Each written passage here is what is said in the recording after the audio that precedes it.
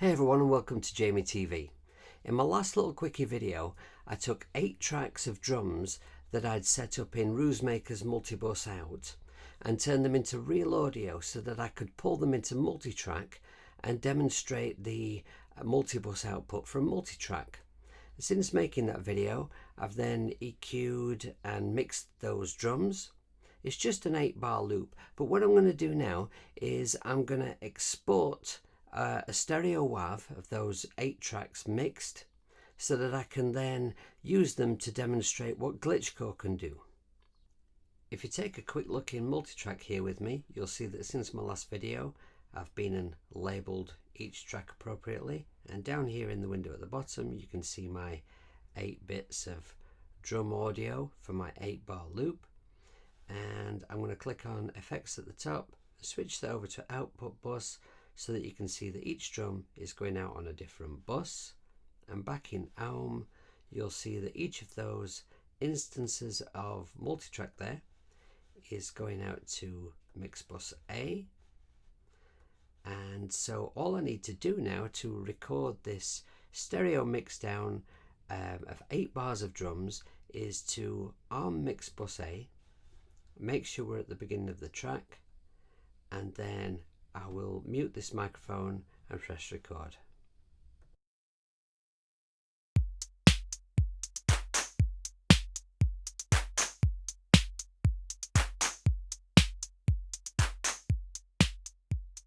We're looking at a very simple stripped back project window now. All we have is a file player here which is going to play back the 8-bar loop of drums we just exported in a continuous loop. This is my microphone, this is my mix bus, and this is GlitchCore inserted as an effect. I'm just going to open that up, and I've initialized it so that it looks just the way that it would if you just bought GlitchCore and opened it up for the first time. If I press play, you'll see in this window here GlitchCore is sampling the drums as they come into the app, a bar at a time. So it's recording a bar, and then it records the next bar over the top and erases the last, and so on continuously. The first button that we're going to have a look at is this one here. This will activate a loop within a loop, and the loop that it will activate is whatever is inside these handles here. So if I move these handles, let's just try and grab one beat within this bar, one hit if you like, about there, activate the loop. Okay, so what you're hearing is that one beat looping round and round and round, and it'll do that until I release it by pressing this button again. But while it does that, this gives me the perfect opportunity to demonstrate another one of the buttons. Now you'll hear that because GlitchCore is still sampling those live drums coming in, that beat changes position ever so slightly, like the very beginning of it moves ever so slightly either way. So sometimes you can hear the very beginning of that beat, and sometimes it's kind of cut off. Now let's say if we wanted it to be identical every time, if we press this button, GlitchCore will freeze the audio coming in. So now what it's done, as soon as I've pressed that button, it stopped sampling the drums coming in, and it's now working with just what it had recorded up to that point. And whilst it's doing that, we can of course still move the handles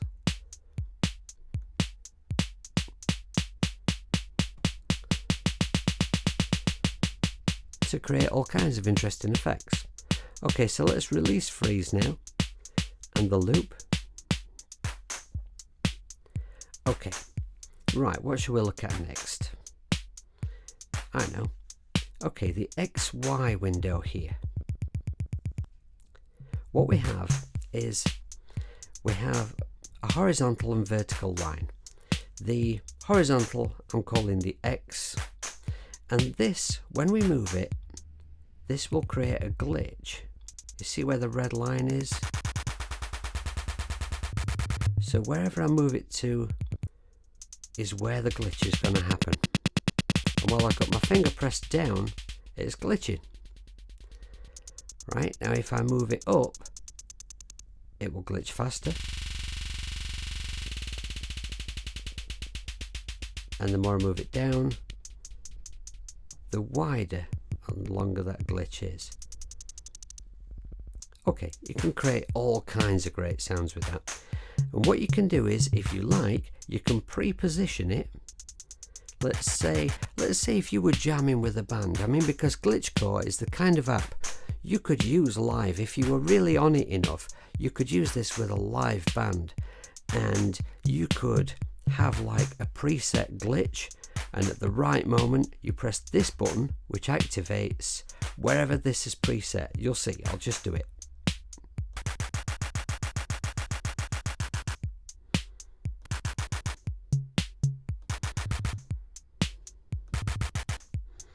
You see what I mean? I mean, I'm not very good at it, but you can see the potential of that and what it could actually do. And next, let's have a look at my favourite button. I just love this. This button just makes the whole thing go backwards.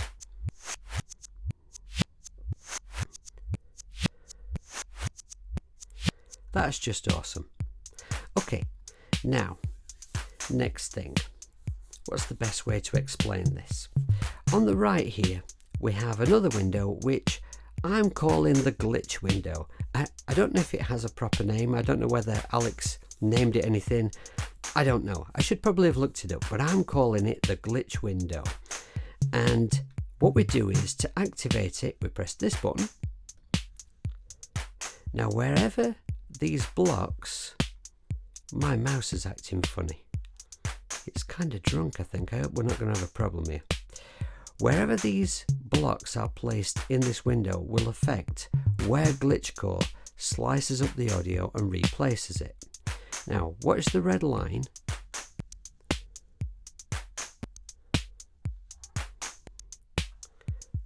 Right, so I've just written my own glitches randomly into that glitch window there. Now, see what this red line's doing up here? I'd like to point at it with my drunk mouse, but it's kind of difficult. Alright, and I'm just going to very quickly randomly replace that. And again.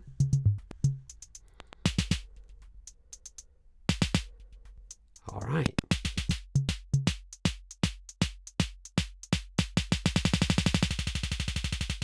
My apologies for the brief interruption to that transmission. I just had to take the mouse for a good stern talking to. Now, I want to tell you about this. You'll see above the glitch window here, we've got numbers 1 to 8, and that's 8 different windows worth of glitch information that GlitchCore will cycle through if we use the play button down here. Before I do that, I'm going to write a few windows worth of information myself. So if I click on this X, that clears the screen, and I'm going to write in a little glitch of my own, because I want to show you how cool it sounds if you leave little gaps in the information. And then I'm going to press here to copy that information and move to bar 2, and I'm going to clear that one out, use this to paste my glitch into there, and I'm going to move it up a little, and then I'm going to move to bar 3, and here I want GlitchCore to just generate me a random glitch.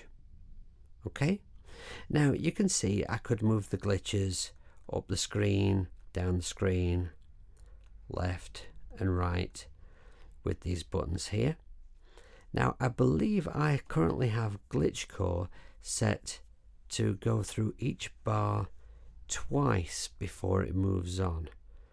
Each glitch window, I should have said, because that's the new correct terminology now.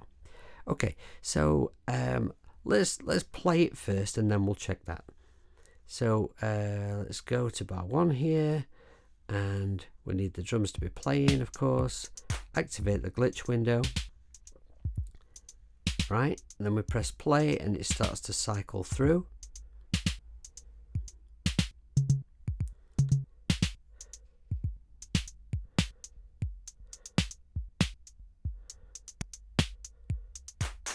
and so on and so on.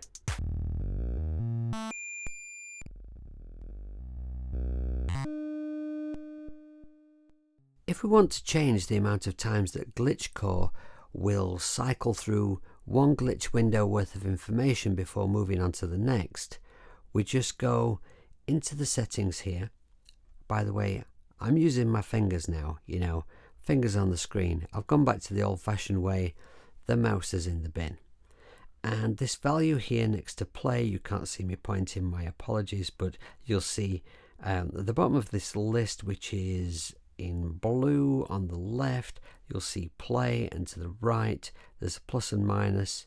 If I take that down to 1, and now it will just kind of do one window worth of glitches per bar.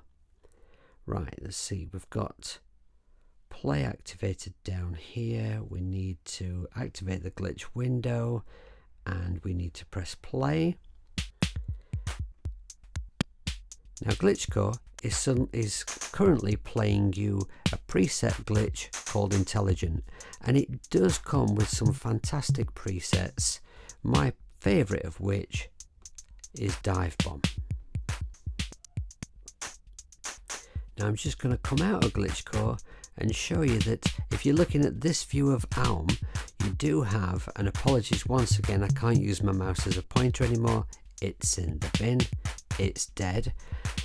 Next to GlitchCore there's a little button, and if you press it, it will activate the XY pad, which oh no, there we are. I could have maybe positioned it better, or positioned it at all. Let's just have a look at that. Right, okay, let's just move it to like being definitely on a beat. Right, okay, right, now if I come out of there, now when I press it, you see how useful that could be for a live jam. Awesome, I could play with that all night. Okay, I'm going to come out of this now and I'm going to have a jam.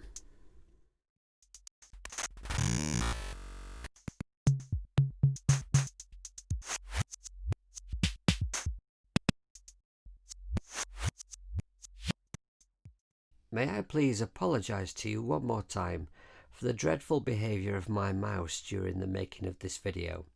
I assure you that it has been thoroughly told off, beaten up, killed and thrown in the bin. And I hope that that's not taken too much away from the fact that GlitchCore is a really, really cool app, and I hope that I have successfully shown you around it and at least given you a fairly reasonable idea of how it works. For me, when I first got GlitchCore, I wouldn't say I was using it wrong, but what I was doing was I had a track sort of almost complete in a DAW, and I was trying to apply it to some drums that were already recorded, trying to apply it kind of like a filter, like the way that I do with BitMaestro. That's a great glitching app for doing that. But for me, GlitchCore didn't work well in that way. The way that I've found that GlitchCore works great is if you've got some live audio coming in and you're recording, perhaps in Alm. So you're recording, the audio's coming in and you jam around with it and then get that audio, put it in a DAW, listen back, chop it up and assemble a great part out of the glitchiness.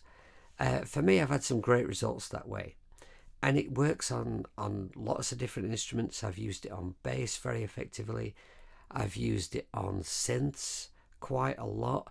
And the other day, I was experimenting with it with some clean guitar parts and got some really, really cool sounds. So it does have a lot of uses, and I very, very highly recommend it. Now, before I go, actually, yes, BitMaestro I mentioned. BitMaestro and GlitchCore, I would say, are my two favourite glitching apps, but they're very, very different. BitMaestro, you can apply kind of like, a filter to an already recorded part. And for me, that works very successfully. And GlitchCore, you can do that. I saw a video where a guy did that with a lot of automation, and the results he got were fabulous. So maybe that's just kind of a stupid old hippie limitation that I'm not good at using it in that way. But the apps you can actually use them together, and they complement each other very, very well. So before I sign off today, I'm going to play you out with the results of my jam with GlitchCore today. I've used it in a track, and so it'll just be a brief demonstration of the kind of results you could get from it. So before I go, thank you for watching the video. Please give me a thumb up and maybe a sub, perhaps even a share.